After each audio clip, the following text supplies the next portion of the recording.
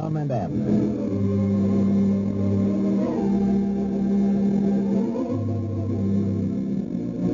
Like so many families sitting down to a meal, you probably always sit in the same places. Mother at one end of the table, Dad at the other, and the children in between. It's hard to believe that anything could happen to upset a happy-looking group like that. But often it does. A youngster who doesn't like milk refuses to drink it. And you know what follows. That's why I feel sure many of you will welcome a friendly suggestion for getting children to drink their quart of milk every day without scolding or coaxing. Simply give them Postum made with milk. Because Postum has such a grown-up-looking color, such a fragrant aroma, and such a grand flavor that even youngsters who don't like plain milk will drink Postum made with milk willingly and eagerly. Serve it hot or iced, and you can let the children have all they want, for Postum contains no caffeine or any other stimulant that could possibly affect young digestive systems or cause sleeplessness or nervousness. Find out all the Postum from your grocer tomorrow and see how your youngster will relish the milk he needs when you give it to him in this delicious form. Postum made with milk. And now, let's see what's going on down in Pine Ridge.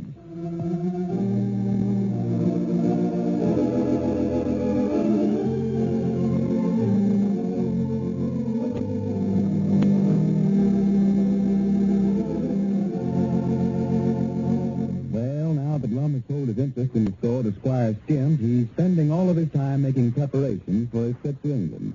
He learned that he could purchase a ticket which not only provided for transportation to England, but also a 1,000-mile tour through Europe. The old fellow used all his money to buy the tour, only to learn that it was a bicycle tour, and that he would be forced to pedal a bicycle across the entire European continent.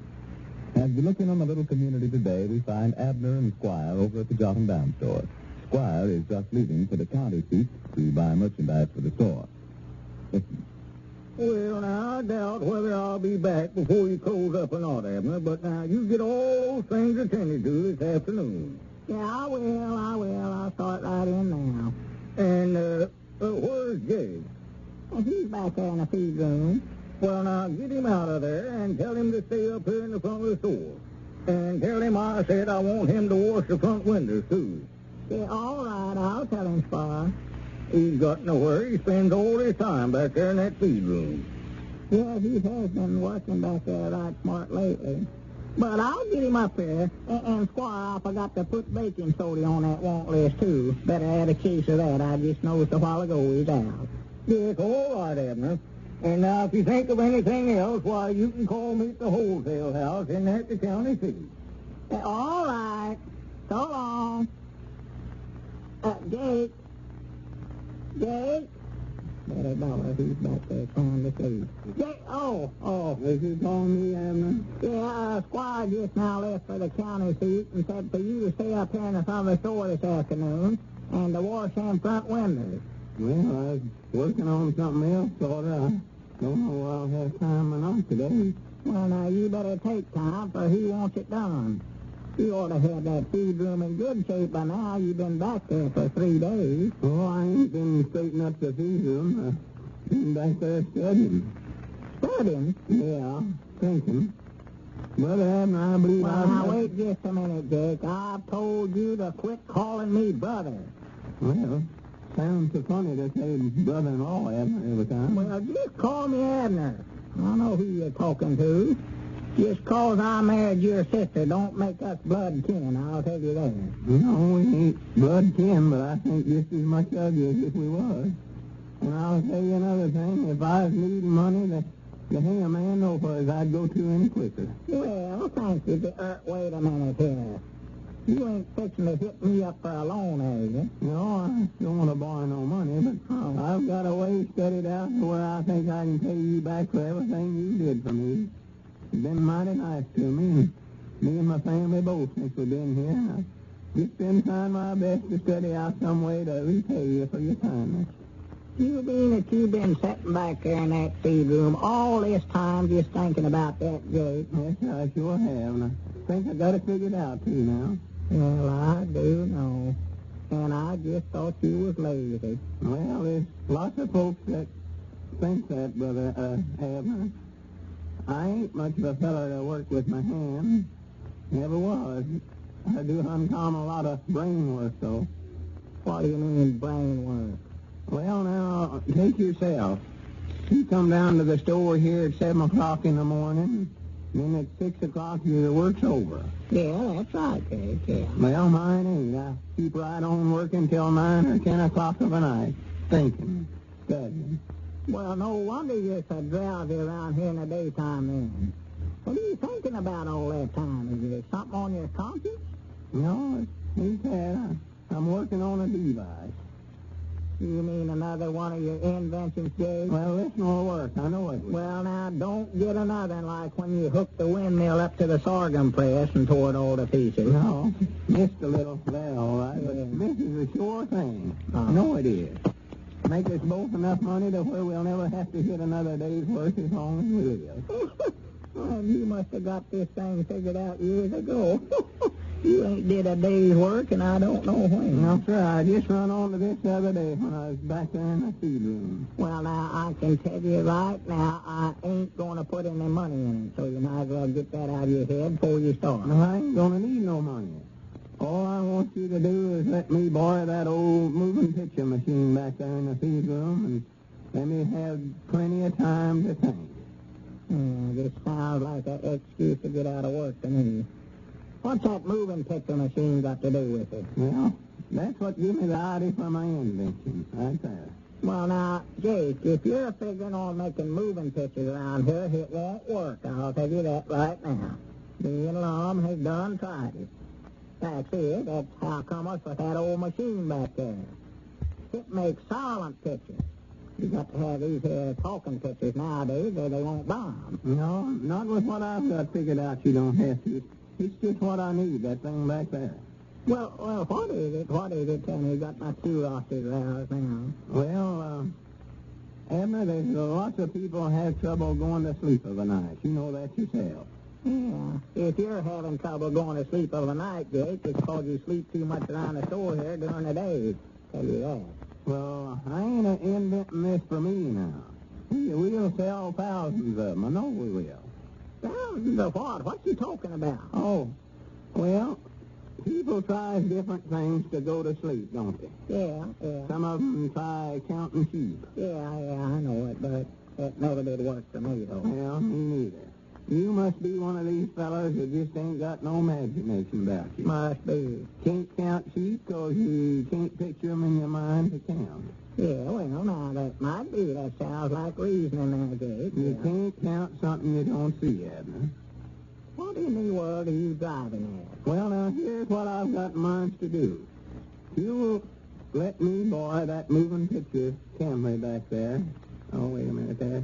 I'm coming up out there. Better not be talking about it in front of him, for I want to keep this idea secret till I get a patent on it. Oh, yeah, well, if he's going to stay on it, wait a minute. He ain't coming in. Stop there talking that little Tommy C song. Go ahead. I'll tell you if he starts to come in here. Well, sir, now, here's what I've got in mind to do.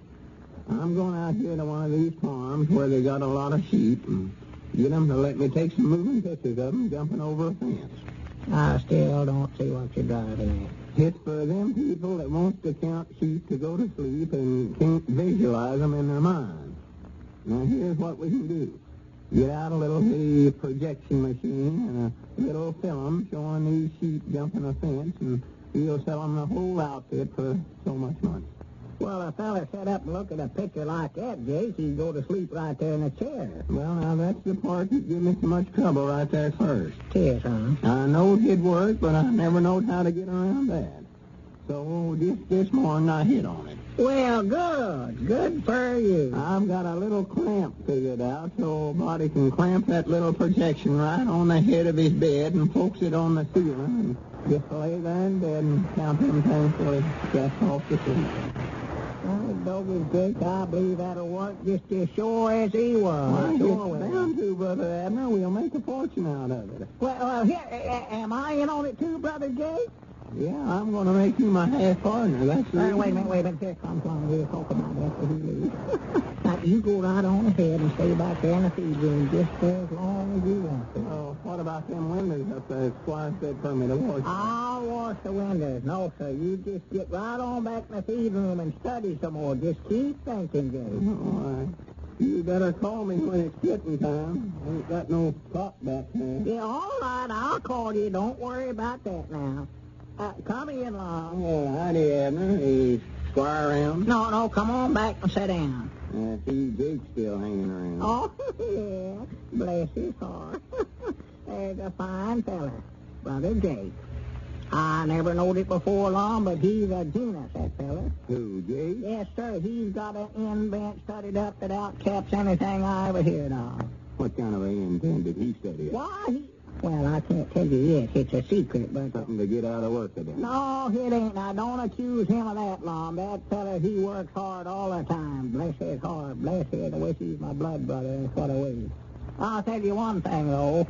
While you're over there in England getting that fortune over there, why, me and Jake's going to make one ourselves right here in Pine Ridge. Hope you do. Hope you do. What was you talking so long with that little sea-skunk boy about, Lum? Both of you standing out there arguing and fussing with one another for 15 minutes. Nothing. Abner, I want to ask a favor inside of you.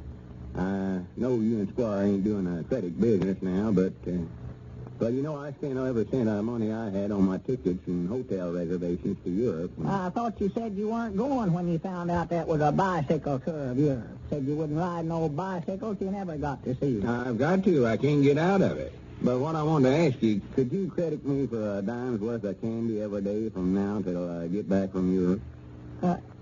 Dime's worth of candy? Yeah, that'll be for a little over 2 months. Well, you won't even be here. How could you buy a dime's worth of candy every day? Oh, a little deal I just made with Tommy Seastrunk. See, if I'm going to have to ride all over Europe this summer, I've got to have a bicycle, and I ain't got no money left to buy one with, so, well, anyway, Tommy will be in here for the candy every day. Granny's these young'uns nowadays is hard to deal with. And Jake wouldn't have had to go to all that trouble with his sleep machine if he'd take our suggestion and switch to Postum. If you knew a man and his wife who are perfectly suited to each other and perfectly happy together, you'd find it pretty hard to believe that a small thing like a cup of coffee could ever come between them. Yet listen to what this woman says. For several years, our friends used to call us the perfect couple. But then I began to notice that my husband didn't seem happy anymore. And one day I realized that he wasn't happy because I wasn't. Because gradually I've been getting more tense and jittery, at times downright irritable. Well, when I found out that coffee was causing it, you can be sure I lost no time in cutting it out and drinking Postum instead. Now, when our friends call us the perfect couple, they're perfectly right. And that's something to remember, ladies and gentlemen. For although many people can drink coffee without becoming nervous, many others cannot. So if you think coffee is fraying your nerves, why don't you switch to Postum, too? Because Postum does not contain caffeine or any other stimulant that could possibly upset your nervous system. And this rich, full-bodied, satisfying drink actually costs less than most mealtime drinks, less than 1/2 cent a cup. For your convenience, it comes in 2 forms. Postum cereal, the drink you make by boiling or percolating, and instant Postum made instantly in the cup. You'll find it will pay you in more ways than one to drink Postum regularly.